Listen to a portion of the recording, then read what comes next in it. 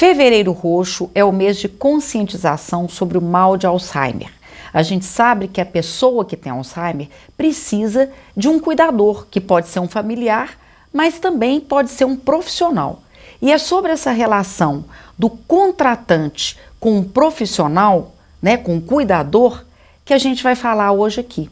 Para isso, a gente trouxe ao estúdio a desembargadora Ana Maria Amorim Rebouças, que é coordenadora do Subcomitê de Atenção Integral à Saúde do TRT, e o juiz Kleber Lúcio de Almeida, que é da 21ª Vara do Trabalho de Belo Horizonte e também professor da PUC Minas.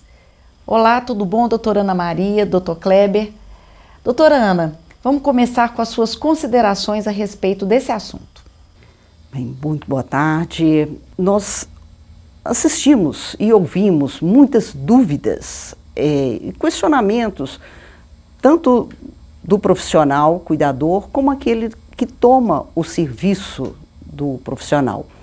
Como fazer corretamente? Como fazer com que a lei seja cumprida regularmente? Então, para tanto, nós vamos fazer algumas perguntas ao Dr. Kleber, que conhece muito essas atividades. Então, vou começar com uma pergunta, Dr. Kleber. Quais as modalidades de contratação do cuidador? Bem, quais são as modalidades? A primeira delas, contratar como empregado. A contratação se dá nos moldes, então, da consolidação das leis do trabalho, o que atrai todos os direitos e obrigações correspondentes. Existe a possibilidade da contratação como trabalhador autônomo. E também uma terceira possibilidade, que é a contratação de uma empresa que coloca à disposição da família um cuidador para o seu ente familiar. Então, basicamente, são essas três possibilidades, cada uma com as suas particularidades, as suas obrigações e, logicamente, os direitos correspondentes. Bom, doutor Kleber, eu tenho mais uma dúvida. Quem pode contratar? O familiar? A própria pessoa que vai ser cuidada? Quem pode cuidar? A pessoa que necessita dos cuidados também pode ser o contratante do profissional cuidador? Bem, o Código Civil, que nesse caso é aplicável como fonte do direito do trabalho, diz que a contratação pressupõe a capacidade de fazê-lo, capacidade de contrair obrigações e assumir obrigações. E aí nós temos que fazer uma subdivisão. Se a pessoa que necessita dos cuidados é plenamente capaz, ela pode figurar como contratante. Se a pessoa que necessita de cuidados não é plenamente capaz, aí a contratação tem que ser realizada por um terceiro, em especial, logicamente, pessoas da família. As nossas dificuldades são mais com o trabalho doméstico para esses cuidadores, porque quando nós vamos falar em empresa, contratação de uma empresa, ou então levar o nosso familiar a uma instituição que tem essa capacidade, a situação aí já é outra. Mas a nossa dificuldade, doutor Kleber, é com a relação de emprego do trabalho doméstico, do cuidador. O que deve ser observado no momento dessa contratação? Nós temos que discutir aqui uma questão de segurança jurídica e clareza. Qualquer contratação, ela tem que ter essa pré-condição de clareza no que está sendo estabelecido. Qual é a remuneração, qual é a jornada, quais são os direitos do tomador do serviço, quais são os direitos da pessoa cuidadora. Então, nós temos que ter isso muito claro, questão de fundo de garantia, jornada de trabalho, inscrição na Previdência Social, hoje tem a questão do E-Social, tudo isso tem que ser muito bem claro para evitar problemas futuros. Então, clareza na contratação, quais são as atribuições, qual é a remuneração, qual é a jornada de trabalho E o que também é muito importante, né? Apesar de ser uma relação que se desenvolve no âmbito doméstico, nós temos que ter em mente que existem obrigações que alcançam qualquer tipo de contrato. Então, concedeu o 13º, recibo do 13º. Concedeu férias, recibo. Fez o pagamento, recibo. Porque é comum, e a gente verifica isso no dia a dia, no exercício da magistratura, estabelece-se uma relação de confiança. E aí, não precisa do recibo, depois eu pego, depois você assina. Não. Tem que ser tudo muito claro, tudo muito documentado para evitar, né, problemas futuros. Isso é uma segurança para quem contrata e é uma segurança para quem é contratado. Tudo está documentado, os recolhimentos previdenciários comprovados, né? O ideal é passar para o trabalhador, né, prova de que fez o recolhimento, para que ele tenha ciência de que os seus direitos estão sendo respeitados. Eu tenho um caso interessante só para ilustrar. Numa reclamação trabalhista, a questão era só o 13º. A cuidadora queria o 13º. E a empregadora perguntou para mim assim, mas eu perguntei, a senhora pagou o 13º? Não, pergunta para a cuidadora quem pagou o berço do neto. Tudo bem, a senhora pagou, parabéns, a senhora é uma pessoa muito boa, tá certo. Não, mas pergunta para ela, quando o marido morreu, quem custeou o enterro? Não, eu compreendo, mas a senhora pagou o 13º? Era uma questão simples, basta um recibo, né? Nós temos que tomar cuidado. É uma relação de confiança? É, mas não deixou de ser uma relação jurídica. Logo, todo cuidado é pouco. Segurança não é só de quem toma o serviço. É do trabalhador também. O trabalhador tem que ter segurança a respeito do cumprimento da legislação trabalhista em relação a ele, né? Por ser doméstico não quer dizer que ele não tenha direito. Tem uma série de direitos. Limitação da jornada de trabalho, salário mínimo, né, gozo dos intervalos, tudo isso tem que ser observado nesse tipo de relação. Bem, doutor Kleber, ainda com relação ao cumprimento das normas, eu, pelo menos outro dia, eu vi uma pergunta, eu quero contratar um cuidador para o fim de semana, para sexta, para o sábado, para o domingo e segunda-feira. Primeiro, o trabalho pelo regime autônomo, é possível? E para o trabalho com vínculo empregatício na modalidade doméstico, é possível essa jornada tão longa? E então, no sentido, como que pode ser feita a jornada de trabalho do empregado cuidador doméstico? Existem duas possibilidades. Primeira, jornada normal, de 8 horas diárias, 44 semanal, né? Aí a família que tem que aquilatar qual é o formato, né, que atende tanto a família quanto a pessoa que necessita de cuidados. Ou, hoje a lei autoriza expressamente a jornada 12 por 36. Aí é um revezamento entre trabalhadores quando a pessoa necessita de cuidados 24 horas por dia, porque algumas não necessitam de 24 horas. A família cuida, por exemplo, à noite, aí contrata um cuidador durante o dia. Mas então, são duas possibilidades, a jornada normal, 8 horas, ou a jornada de 12 horas. O que nós encontramos na jurisprudência, e é preciso tomar muito cuidado com isso, é basicamente o exemplo que a senhora deu. Contrata para trabalhar 2 plantões de 24 horas.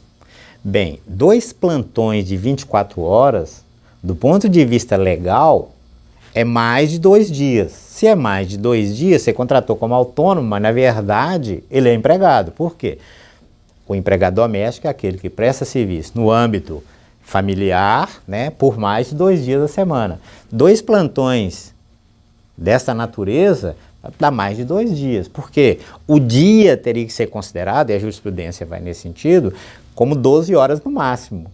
Porque senão o cuidador seria autônomo com a jornada superior a 44 horas semanais, mais de 2 dias. Então, na minha perspectiva, a jornada tem que ser ou 8 ou 12 horas por 36, e fazendo o revezamento e respeitando os intervalos. E para mim são essas as possibilidades. Doutor Kleber, Pegando esse gancho aí da jornada, o que a gente observa também, às vezes, é um cuidador fazendo outros trabalhos que não aquele trabalho que ele deve realizar. Então a gente vê cuidador fazendo comida, né, cozinhando, o cuidador lavando passeio, né, arrumando a casa. Esse acúmulo de jornada, ele é um risco hoje, né, nessas contratações. Eu gostaria que o senhor falasse sobre isso. Foi dito sobre a clareza, né, no contrato. Quais são as funções a serem desempenhadas? Então, eu contrato uma pessoa como doméstico com as seguintes atribuições.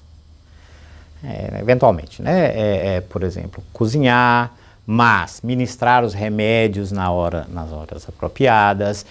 A função está bem delineada. O que não pode acontecer sob esse prisma eu contrato como cuidador. Bem, e fixo um salário para essa função. E de repente eu altero o contrato e passo a atribuir ao cuidador a função, por exemplo, de, como você diz, né, cuidar de jardim. Aí há um acréscimo nas funções sem o devido acréscimo na remuneração.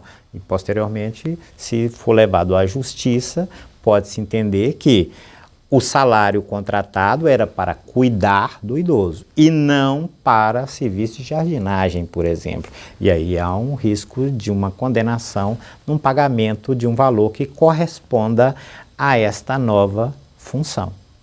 Haveria aí, então, um acúmulo de função contratada para uma função, o cuidador ou a cuidadora, e há um acúmulo sem o correspondente aumento salarial. E aí a Justiça do Trabalho, né, tende a entender que, na verdade, houve um acréscimo das atribuições, devido, então, um acréscimo remuneratório proporcional. Daí a necessidade da clareza na fixação das condições, das atribuições próprias de quem você está contratando. Eu gostaria de saber mais alguma coisa ainda, então, pegando essa função do controle. É necessário, nós chamaríamos cartão de ponto, mas uma folha de ponto, um registro do intervalo, o registro do início e término da jornada? Essa é uma obrigação do empregador doméstico? Hoje, né, do ponto de vista legal, a lei exige o controle. E o controle clássico, ele se dá por meio de cartão, né, ou uma folha de presença. Também segurança de quem contrata, segurança de quem é contratado. Que horas que chegou, que horas saiu, foram as 12 horas, foram mais de 12 horas, por quê? Aí entra o problema da possibilidade de ser devidas horas extras. Foi contratada para trabalhar 12, mas por uma eventualidade trabalhou 13, 14. Isso pode acontecer? Pode. No final do meu turno, a pessoa precisou ser levada a um hospital. Aí eu acompanhei. Todo esse tempo que eu estou à disposição deve ser considerado para efeito de remuneração. Fui contratado para trabalhar 12, trabalhei 15. Por essa eventualidade, são devidas 3 horas. Então, por uma questão de segurança, né, o ideal, né, não só é o ideal, mas como é legalmente exigido, o controle, né, da jornada. Início, os intervalos, para que, se ocorrerem excessos, esses excessos sejam remunerados. E o inverso também, né? Para que, se ocorram atrasos, faltas injustificadas, o contratante tem os instrumentos, né, necessários para aplicar eventuais punições, principalmente nessa situação, né? Uma pessoa que precisa de 24 horas de cuidado e o cuidador chega atrasado. Agora, ele chegou atrasado por quê? Você tem algum tipo de controle? Não tem, tem aqui, ó, chegou, deveria chegar às 19, chegou às 21, conforme registrado aqui no controle. Cartão de ponto é mais complexo em ambiente familiar, mas folha de presença, um caderno com a hora que chegou, a hora que saiu, né, aí o formalismo já não é o importante é o registro e não como registro. Não vai ter cartão de ponto em casa, mas um caderno, uma folha de ponto, isso se compra inclusive, né, qualquer livraria, tira na internet os modelos. O importante é a clareza, ter a responsabilidade com os registros de forma mais fidedigna possível. Segurança para quem contrata, segurança para quem é contratado. O senhor falou anteriormente aí em jornada de trabalho, e uma coisa muito comum, né, nesse controle de jornada de trabalho, é a gente vê a pessoa, né, o contratante, instalar câmera nos locais de trabalho do cuidador. O que o senhor acha disso? É legal, não é? Como é que é essa história? Primeiro, o direito da pessoa ter ciência de que tudo está sendo filmado e gravado. Para mim isso é indispensável. Eu tenho na minha residência câmeras instaladas. Ok. Agora tem limites que são estabelecidos legalmente. O respeito à intimidade. Eu não posso, por exemplo, né, ninguém pode fazer isso, instalar câmeras em banheiros, por exemplo. Aí fere a intimidade. Instalar câmeras no quarto, eventualmente utilizado pelo cuidador ou pela cuidadora durante os seus intervalos. Aí nós temos que equilibrar o direito que eu tenho de verificar se a pessoa realmente está cuidando como deveria, né, do meu ente familiar, mas eu preciso equilibrar esse direito com a intimidade da pessoa que presta esse tipo de serviço. Então, eu dei 2 exemplos, que é o exemplo do banheiro e o exemplo do quarto eventualmente utilizado, porque aí há uma invasão da intimidade. Da intimidade. E nós temos que ver que isso não é razoável. O que eu quero saber? O que a pessoa está fazendo dentro do banheiro? Não, eu preciso saber o que ela está fazendo enquanto cuidadora. Não se justifica uma vigilância desta natureza. Pode ensejar, num futuro, né, um pedido de reparação por danos morais por agressão à intimidade e à vida privada. É possível, Dr. Kleber, o contrato de experiência para o trabalhador, cuidador, que é empregado? A nossa legislação ela não afasta essa possibilidade. Na verdade, ela permite a contratação por prazo determinado, né, por um período de experiência. Isso se aplica também ao cuidador, isso se aplica ao doméstico em geral. Né? Não há nenhuma vedação a que se celebre esse tipo de contratação, em especial nesta situação, né? O cuidador tem uma questão de empatia, de responsabilidade, de capacidade efetiva de trabalho, então não vejo nenhum impedimento a que seja celebrado um contrato de experiência nesta situação. E se porventura o empregador deste cuidador fez o contrato de experiência e a cuidadora ficou grávida, agora ela é gestante. O contrato de experiência permite a estabilidade, permite que a empregada fique o tempo necessário para auferir o benefício da licença maternidade? Bem, nós temos 2 possibilidades. Uma lei de 1998, ela estabelece, ou ela reconhece o direito à estabilidade da gestante durante o contrato por prazo determinado. Então, à luz dessa lei, a estabilidade teria como limite o prazo final do contrato. Então, ela ficou grávida no primeiro mês e o contrato era 90, ela tem direito à estabilidade durante os 90 dias. Mas a Constituição é mais ampla. A Constituição tem em vista, né, não é a modalidade de contrato, é a proteção da maternidade, a proteção da trabalhadora que se encontra, né, nessa situação. E, segundo a Constituição, a estabilidade é da confirmação da gravidez até 5 meses após o parto. A jurisprudência tende a aplicar essa segunda solução. Por quê? Porque aqui a preocupação é lógico, respeita os interesses de quem contrata, mas há um valor maior aqui de acordo com a Constituição, que é a maternidade em si, que precisa ser protegida, né? E a Constituição protege esta maternidade reconhecendo o direito à estabilidade no emprego, da confirmação da gravidez até 5 meses, né, após o parto. Geralmente, a pessoa que tem Alzheimer, ela pode chegar num ponto que ela fica pode ficar agressiva, né? Ou mesmo outras pessoas com algum outro tipo de doença, de demência. E isso tudo deve ser esclarecido no momento do contrato para o cuidador, porque ele pode, de repente, querer depois levar o contratante na justiça por algum tipo de agressão que ele sofreu, né, da pessoa que ele estava cuidando. Só que ele tem que saber que ao cuidar de uma pessoa assim, eventualmente ele pode correr algum tipo de risco, de alguma agressão, até física. Bem, aí voltamos lá no momento da contratação. Se eu vou contratar alguém para cuidar, a pessoa contratada tem que ter ciência, né, das características da pessoa a ser cuidada. Então, olha, ela tem esse mal, fica só na cama, precisa só dos remédios, é uma coisa. Olha, ela tem uma enfermidade e essa enfermidade faz com que ela, em alguns momentos, fique agressiva. Neste caso, né, o ideal é recorrer a uma pessoa da família para evitar qualquer constrangimento nesse sentido.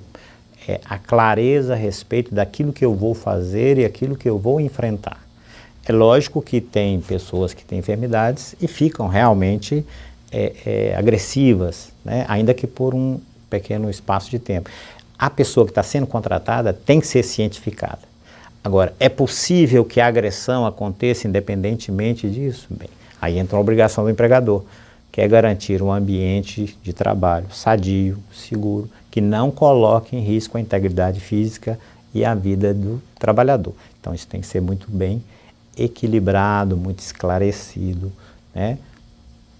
Principalmente na hora de escolher a pessoa que eu estou contratando. Eu tenho que escolher uma pessoa capaz de lidar com esses momentos de agressividade, né? Pessoa que saiba reagir a essas situações sem ser agressiva também, sendo compreensiva, sendo cuidadosa, para não gerar, né, um pedido de reparação de danos por causa de uma agressão, né, agressão cuja possibilidade você nem foi, cuja possibilidade você não tomou ciência. Sim. Então aqui é clareza, responsabilidade. Olha, a pessoa pode ficar agressiva. Nestes casos, vamos agir assim, assim e assado, para evitar qualquer desconforto, né, constrangimento para a pessoa e eventual um problema jurídico posteriormente.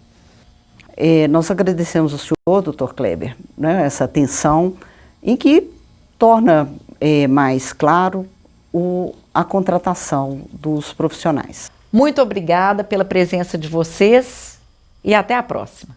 Eu que agradeço, espero que tenha sido útil a minha intervenção.